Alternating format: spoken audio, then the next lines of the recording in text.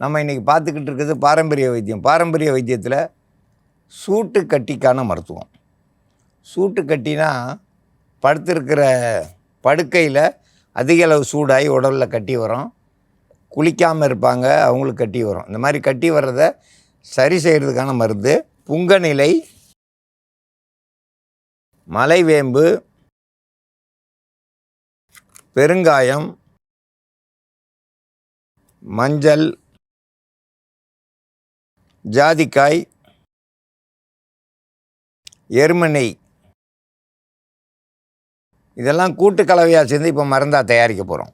உடம்பு சூட்டுனால கட்டி அப்படின்றது தேவையில்லாத கொழுப்புகளும் அதிக எண்ணெய் பண்டங்கள் சாப்பிட்றது, அந்த கொழுப்புக்கள்லாம் எங்கே வெளியேறணும் அப்படின்னு பார்த்தீங்கன்னாக்கா அதிக சூடாகி ஜுரம் வரும். அதுக்கப்புறம் கட்டியாக வெளியாகிரும். அது எந்த இடத்துலன்னு சொல்ல முடியாது.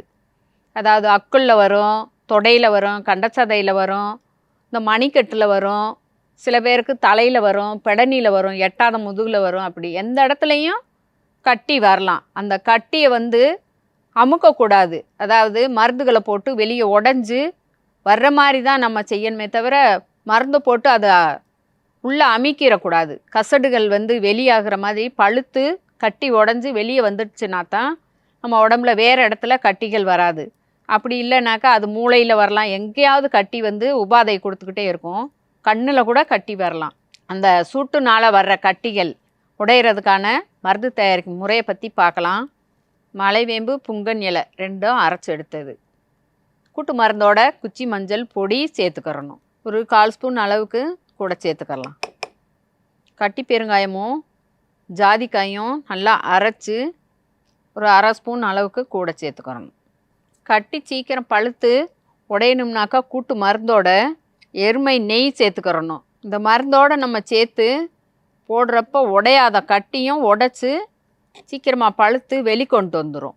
இந்த கட்டி எந்த இடத்துல இருக்கோ அந்த இடத்துல மேலே ஃபுல்லாக தடவி விட்டுருங்க. தடவி விட்டுட்டு துணி பட விடாமல் பார்த்துக்கோங்க. அப்படி பார்த்துக்கிட்டிங்கனாக்கா கட்டி ஒரு நாளையிலே பழுத்து நல்லா உடஞ்சிரும். அதுக்கப்புறமா நீங்கள் அதை அம்மிக்கெல்லாம் ஒன்றும் செய்ய வேண்டாம். அந்த ஆணி வேரோட கட்டி உடஞ்சி சலம் கருஞ்சலம் வரைக்கும் நல்லா வெளியே வந்துருச்சுனாக்கா அதுக்கப்புறமா ரேசாக பஞ்சை வச்சு ஒத்தடம் கொடுத்து அப்படியேவும் தொடச்சி எடுத்துருங்க. வேறு கிள்ளி வச்சுக்கிட்டு அந்த மாதிரிலாம் இருக்காதீங்க. கட்டு போட்டு கட்டவும் வேணாம். தடவி விட்டாலே போதும். உங்களுக்கு கட்டி எந்த இடத்துல இருந்தாலும் அது உடஞ்சி வெளித்தள்ளி கொண்டு வந்துடும்.